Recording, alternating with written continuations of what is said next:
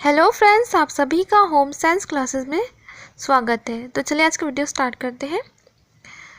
अस्थि भंग फ्रैक्चर हमारे अस्थि कंकाल पर किसी वस्तु के प्रयोग, दबाव अथवा दुर्घटना के कारण शरीर के किसी भी भाग की हड्डी टूट जाती है, तो इस स्थिति को हम अस्थि भंग कहते हैं। अस्थि भंग के प्रकार। अस्थि भंग वर्गीकरण के दो मुख्य आधार हैं: चोट के आधार पर अस्थि भंग, अस्थि के टूट के आधार पर अस्थि भंग। चोट के आधार पर अस्थि भंग के तीन प्रकार होते हैं: साधारण अस्थि भंग, संयुक्त अस्थि भंग और जटिल अस्थि भंग। साधारण अस्थि भंग में किसी अंग की केवल अस्थि टूट जाती है और आसपास के ऊतकों को हानि नहीं पहुंचती है। संयुक्त अस्थि भंग, इसमें टूटी अस्थि का एक सिरा मांस तथा खाल को फाड़कर बाहर निकल जाता है।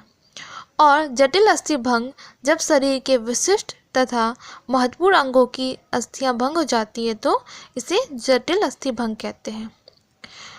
अस्थि के टूट के आधार पर अस्थि भंग, इनके अंतर्गत चार प्रकार की होती है: बहुखंड टूट, दबी टूट, पचड़ी टूट और कच्ची टूट।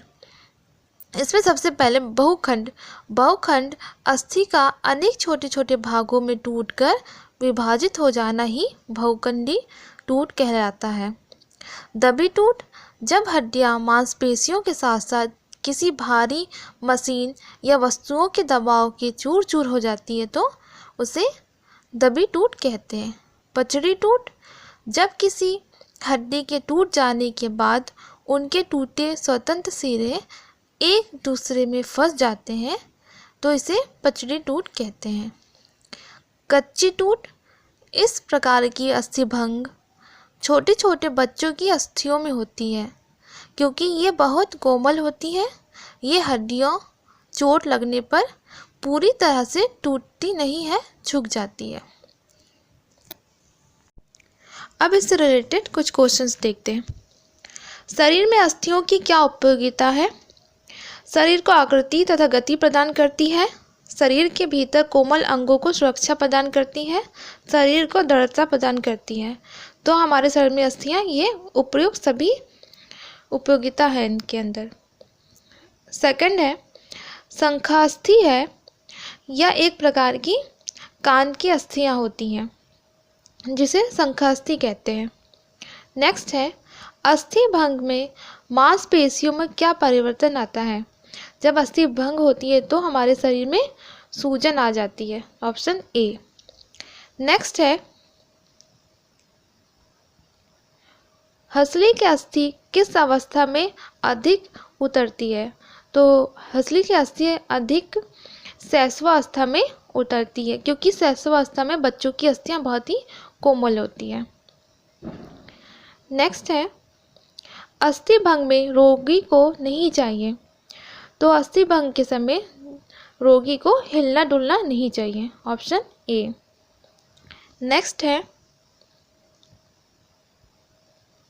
अस्थि भंग में यदि हड्डी टूटकर त्वचा के बाहर आ जाए तो उसे कहते हैं तो उसे संयुक्त अस्थि भंग कहते हैं। जब अस्थि टूटकर त्वचा के बाहर निकलती है तो उसे संयुक्त अस्थि भंग कहते हैं।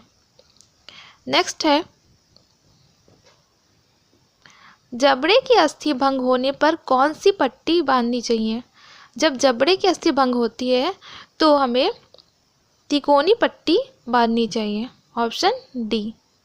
नेक्स्ट है हंसली की अस्थि भंग होने पर कौन सी पट्टी बांधनी चाहिए?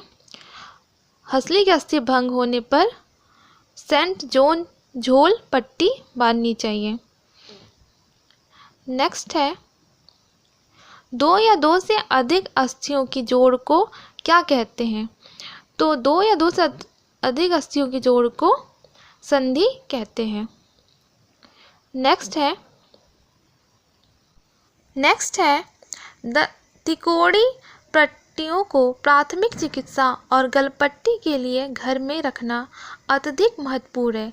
यह लिनन के चौड़े वर्गाकार टुकड़ों को मध्य से कान पर काटकर बना ली जाती है, जिसकी माप होती है 36 से 40 इंच तक होती है। नेक्स्ट है, पट्टी बांधने में रिफ गार्ड का प्रयोग किया जाता है क्योंकि यह चुभती नहीं है, इसे आसानी से खोला जा सकता है। Option D. गार्ड दो प्रकार के होते हैं, ग्रेनी गार्ड और रिफ गार्ड।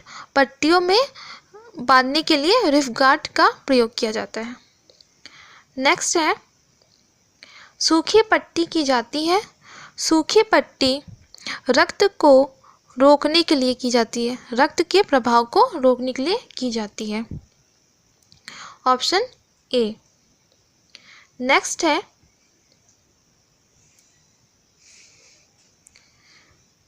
कोहनी तथा घुटने की पट्टी की चौड़ाई है, कोहनी या घुटने की पट्टी की चौड़ाई होती है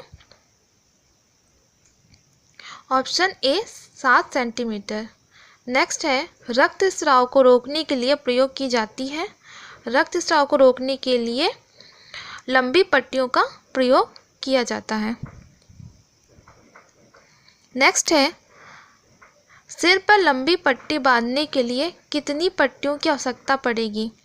सिर पर पट्टियों को बांधने के लिए 2 पट्टियों की आवश्यकता पड़ती है। Option B. अगर ये वीडियो पसंद आया हो तो प्लीज़ वीडियो को लाइक करें, शेयर करें और चैनल को सब्सक्राइब करें।